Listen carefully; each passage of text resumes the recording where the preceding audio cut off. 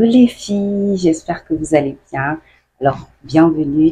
Aujourd'hui, on va parler des avantages de vivre seul. J'avoue que je préfère mieux parler des avantages parce qu'en vrai, il y a beaucoup d'avantages. Et il y a trop d'avantages. Je préfère mieux les avantages que les inconvénients. Et en vrai, les deux seuls inconvénients majeurs, c'est sur le plan financier et le fait rarement de tomber malade lorsque vous êtes seul. Sinon, le reste, là, franchement, si vous êtes autonome, responsable, mature, ça coule crème. En fait, vous allez mieux apprécier les choses. Et quand je parle de maturité, c'est pas lié à votre âge. Vous pouvez avoir 19 ans et être totalement mature, responsable, comme avoir 40 ans et être totalement un enfant dans la tête, vous voyez. Donc, on va se mettre à l'aise. J'ai pris ma boisson comme toujours. On va causer vous et moi, voilà. Et je vais vous relever les quelques avantages que moi, vraiment, j'apprécie de ma vie en tant que femme vivant seule. Donc, on se retrouve après le générique. Et ensuite, on commence. Moi, pour la petite histoire, depuis que je suis au lycée, j'avais toujours un rêve, c'est de pouvoir quitter la maison. Pas comme me maltraiter ou quoi que ce soit, mais étant introvertie, j'aime bien être dans mon espace, être dans mon monde, dans ma bulle, dans le calme. Chaque fois que j'allais à l'école, je disais après mon bac, je vais prendre mon studio, je vais vivre seul. Et lorsque j'ai eu le bac, j'ai eu ma bourse, j'ai décidé de vivre seul. Et là, bon, mes frères se sont opposés, tout ça. Il y a eu trop d'embrouilles, donc j'ai décidé de rester. Après, je me suis dit, lorsque je termine les études universitaires, je vais automatiquement aller vivre seul. Lorsque j'ai terminé les études universitaires, j'ai eu mon stage, j'ai dû convaincre mon père, mais vraiment avec tous les arguments possibles. Lorsque j'ai mis l'argument de l'âge, il m'a dit non, mais même si tu as 40 ans, ton père n'est pas marié, tu es obligé de quitter la maison, tu peux rester là. Il a fallu que je lui donne l'argument vraiment de l'autonomie, de la responsabilité. Je lui ai dit, mais papa, je suis responsable, tu vois. Et puis, je vais affronter la vie, je ne vais pas toujours être là, que tu me surprotèges. Après, il me dit, non, mais comment tu vas faire pour te nourrir? Est-ce que tu as l'argent?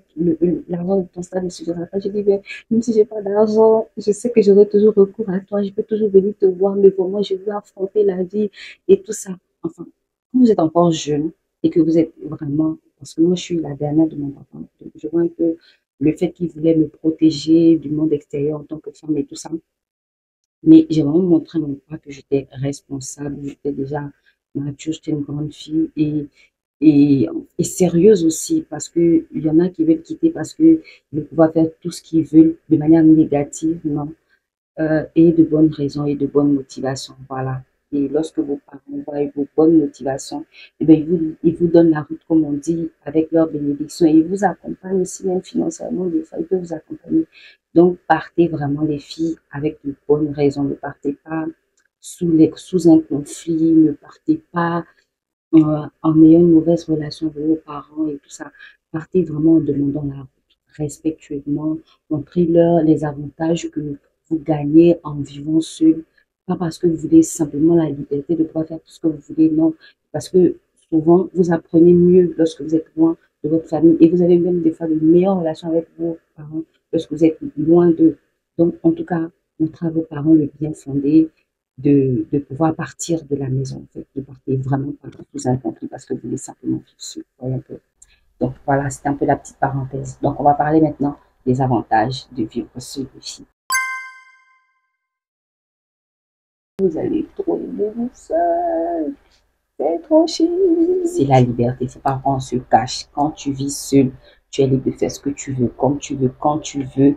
La liberté, parce qu'en famille, il y a des règles, il y a une manière de faire les choses. Et quand tu vis seul, tu fais à ta manière, comme tu le sens, comme tu le veux. Personne ne t'impose quoi que ce soit. Tu peux décider de mettre telle chose à telle place, tu vas retrouver ça à telle place. Donc, en fait, tu es libre, en fait. Tu es libre de tes mouvements, tu peux sortir, tu peux rentrer à l'heure que tu veux, même si, comme je disais en partie 1, il ne faut pas rentrer à des heures tardives, mais je veux dire, tu peux faire ce que tu veux. Donc, tu es vraiment libre, quoi. Tu es responsable, donc tu fais les choses à ta guise, comme tu veux et comme tu l'entends. C'était vraiment un inconvénient quand j'étais en famille, j'étais avec mon papa. Mon papa, lui, il est catholique. Il était catholique et à son âme. Donc, moi, je suis évangélique. Vous savez, chez les catholiques, la messe, c'est 2 heures de temps. Après, tu rentres à la maison. Nous, en tant qu'évangélique, tu vois, on va faire déjà le culte. Ne dure pas 2 heures souvent. Après, vous allez faire les réunions ou encore vous allez peut-être avoir des séminaires. Donc, tu peux mettre plus de temps à l'église. Et là, c'était vraiment une source de conflit entre mon père et moi. Le fait que moi, souvent, je rentrais l'après-midi, souvent, je rentrais quand il y a, par exemple, des veillées, des séminaires, je vais rentrer peut-être la nuit. Ça. Donc, vous voyez, c'est certaines de ces restrictions. On veut peut-être inviter à un anniversaire. Tu peux pas aller parce que tu sais qu'il y a une heure à laquelle tu vas rentrer à la maison parce que tu vas te faire engueuler et tout ça. Donc, tu vas respecter certaines règles. Alors que quand tu es seul, tu peux aller au séminaire, tranquille, même si tu rentres à 21h, tu prends ton taxi, tu te laisses chez toi, tu peux aller à un anniversaire, si tu sens que tu es trop rentré tard, tu peux dormir chez la personne, c'est une fille bien sûr, et tout ça. Vous voyez, donc, c'est des, des avantages vraiment, tu peux aller où tu veux, comme tu veux, aller avec des amis, sortir, tranquille, sans demander la permission à qui que ce soit. Donc, tu fais tes choses, en fait. Là, je parle aux personnes matures et responsables. Si tu es mature et responsable, tu sauras que quand on sort, on sait aussi qu'il y a une heure bien propice pour rentrer. Un avantage, tu aménages ton espace comme tu veux. Voilà, chez ta mère, c'est qui a décidé de la déco. Elle a décidé que ça soit telle couleur, toi, tu n'as rien à dire. Voilà. Alors que quand tu vis seul, tu décides de la décoration, de tel meuble, de ceci, de cela, de ce que tu utilises comme ustensile à la cuisine, en fait, de tout ce qu'il y a dans ta maison, ça va relever de ton choix, de tes goûts, de tes couleurs. Donc, c'est toi qui vas décider de tout. Tu manges tout ce que tu veux. Si aujourd'hui tu veux manger sauce claire, tu manges sauce claire. Si aujourd'hui tu manges à loco, tu manges à loco. Tu manges ce qui te plaît, ce que tu sais préparer. Oui, en plus de manger ce que tu veux, tu apprends aussi de nouvelles choses, voilà, parce que lorsqu'on vit seul, on ne devient pas paresseuse, tu vois. Tu peux prendre des nouveaux petits plats pour te faire plaisir. Au lieu d'aller au restaurant, tu peux voir des recettes sur YouTube, t'appliquer à faire des choses, de nouvelles choses en cuisine, pour découvrir de nouvelles saveurs, tu vois. Souvent, quand on est en famille, tu peux pas rentrer dans la cuisine de ta mère comme tu veux, hein, en tout cas. Nous, on a vécu la cuisine, c'est le lieu sacré des mamans. Donc, on ne peut pas faire comme on veut, quand on veut. Non.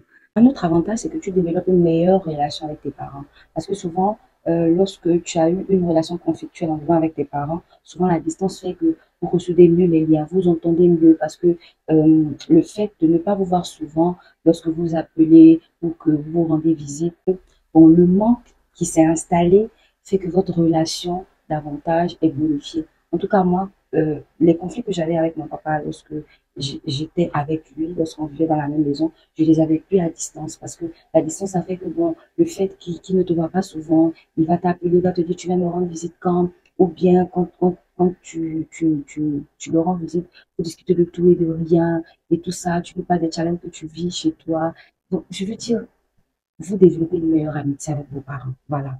Donc, ça permet, moi, je pense que ça ressoule encore mieux les liens quand vous êtes à distance. Le fait de vivre seul. Tu apprécies mieux les services rendus. C'est-à-dire quoi? Le fait de faire tout soi-même en étant seul, lorsque quelqu'un te rend un service, par exemple, tu appelles quelqu'un, par exemple, venir te soulever un meuble, venir te changer une ampoule, venir te changer le gaz, venir te rendre n'importe quel service chez toi, tu apprécies mieux parce que tu es habitué à le faire seul. Et même demain, lorsque tu seras marié, ce sera un avantage pour toi. Parce que lorsque ton mari va faire une tâche à la maison, tu ne vas pas prendre ça pour un acquis. Parce que tu étais habitué à le faire tellement seul toi-même que lorsque quelqu'un le fera avec toi, tu vas mieux apprécier ça. Vous voyez un peu de quoi je veux parler des filles. C'est parce qu'il y a certaines femmes qui trouvent souvent pour acquis le fait que quelqu'un l'aide. Mais quand tu es habitué à faire toi-même, par exemple, ta vaisselle, à te faire à manger seul, à nettoyer ta maison seul, lorsque quelqu'un viendra t'aider, tu vas mieux apprécier les services que cette personne va te rendre. C'est vrai que bon, nettoyer la maison en tant que mari, c'est pas vraiment un service qui te rend. Mais je veux dire, si tu considères ça comme un devoir de femme, tu apprécieras mieux le fait que ton mari, par exemple, nettoie ou balaye pour toi. Quand tu vis seul, l'un des avantages, c'est que tu peux enfin recevoir chez toi. En famille, c'est pas toujours évident de recevoir ses amis parce que peut-être que tes parents ne vont pas forcément apprécier leur présence. Vous allez peut-être faire du bruit, vous allez peut-être terminer tard. Enfin, c'est pas tous les parents qui apprécient souvent de recevoir vos amis à la maison. Donc, quand tu vis seul, tu peux recevoir tes amis, vous allez chiller, vous allez faire soirée cinéma, soirée pyjama avec tes copines, vous serez là tranquille, elles pourront dormir chez toi et vice-versa. En tout cas, tu vas passer de bons moments avec tes amis sans pouvoir t'inquiéter ou bien de demander la permission à un tel ou un tel s'il peut venir chez toi ou pas. Un autre avantage, c'est que tu apprends mieux la gestion financière. Ton argent, tu ne le dilapides plus. Et c'est un gros avantage. Que quand tu vis seul et que demain même tu te maries, tu sauras mieux répartir ton argent et le dépenser responsablement. Par exemple, moi, quand je reçois mon salaire, une fois que je reçois mon salaire, j'enlève ma dîme, je dispatche, je fais plusieurs enveloppes. Voici l'enveloppe de la nourriture, l'enveloppe du transport, l'enveloppe de on ne sait jamais si quelque chose arrive dans le mois, l'enveloppe de l'internet et puis la télévision, l'enveloppe de peut-être si je veux m'acheter un habit, une chaussure et tout ça dans le mois. Tu as une meilleure gestion financière parce que tu sais que cet argent-là, tu es la seule à le gérer. C'est ta seule entrée. Donc, tu as intérêt à mieux t'en servir, à mieux le répartir et à mieux le gérer. Donc, c'est un gros avantage parce que quand tu vis avec des gens, avec tes parents, souvent, bon, il y a des dépenses que tu ne faisais pas. Voilà, donc tu ne savais pas ce que ça coûtait. Mais quand tu vis seul, tu as une meilleure gestion financière. Je peux t'assurer que même le fait de laisser une ampoule allumée, tu auras les bons réflexes. Éteindre, de fermer les portes, d'éteindre les lumières pour ne pas que ta facture augmente. Donc, tu développes de bons réflexes dans la vie qui vont t'aider. Lorsque tu vis seul, tu apprends mieux à te connaître. Tu apprends mieux à connaître qui tu es, ce que tu aimes, ce que tu n'aimes pas. Voilà. Euh, Parce que souvent, quand tu es avec des gens, ils peuvent te reprocher des choses dont tu ne te reconnais pas ou bien que tu peux accepter facilement parce que tu ne te connais pas véritablement. Lorsque tu vis seul, tu sais véritablement qui tu es, ce que tu apprécies, ce que tu n'apprécies pas, ce que tu aimerais qu'on fasse pour toi, ce que tu n'aimerais pas qu'on fasse pour toi. Tu te découvres en fait. Tu as des temps de méditation avec toi-même, sans pourtant que quelqu'un ne vienne peut-être te déranger, quelqu'un ne vienne t'appeler, quelqu'un ne vienne rentrer dans ton espace, dans ta coquille. Tu peux facilement rentrer dans ta coquille parce que tu es seul chez toi. Voilà. Il y a pas quelqu'un pour venir t'importuner lorsque tu as des temps où tu veux être au calme, en fait. Alors, pour les personnes qui sont introverties, un peu comme moi, vous savez que vraiment c'est l'idéal.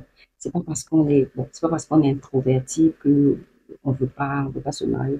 Je veux dire, quand tu vis seul et que tu as appris à être seul et que tu as aimé être seul, tu as appris à aimer ta présence, demain lorsque tu vas te marier, même si ton mari, par exemple, aura des occupations, ton mari sera peut-être appelé à voyager, ton mari sera peut-être pas toujours présent auprès de toi, tu ne vas pas, ça ne sera pas un problème en fait pour toi parce que tu as appris à t'aimer, à aimer ta présence. Donc, du coup, tu ne seras pas dépendante de lui, dépendante du fait qu'il soit là pour être épanoui, dépendante du fait forcément qu'il soit présent à tes côtés pour que tu te sentes bien, pour que tu te sentes heureuse en fait, parce que tu as appris à être heureux seul. Donc, quelqu'un en plus dans ta vie, ça va juste bonifier, ça va juste rajouter en plus. Mais toi seul, tu as appris à t'aimer en fait. Voilà.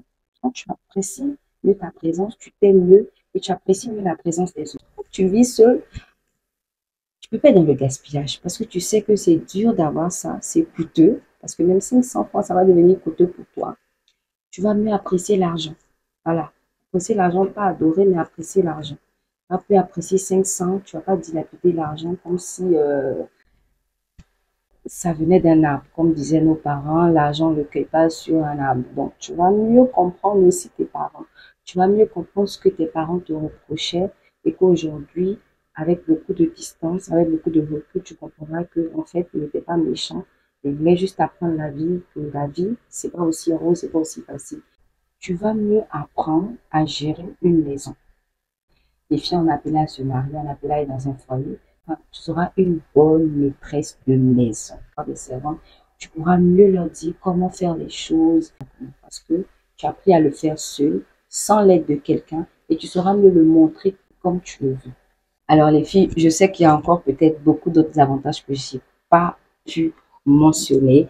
Donc, si vous avez d'autres avantages que j'ai pas pu mentionner dans le fait de vivre seul, n'hésitez pas de mettre en commentaire. Pour, merci encore pour tout. N'hésitez pas à vous abonner, à liker la vidéo et à me mettre encore des cœurs. Vraiment, j'apprécie. Que Dieu vous bénisse. On se retrouve à très bientôt.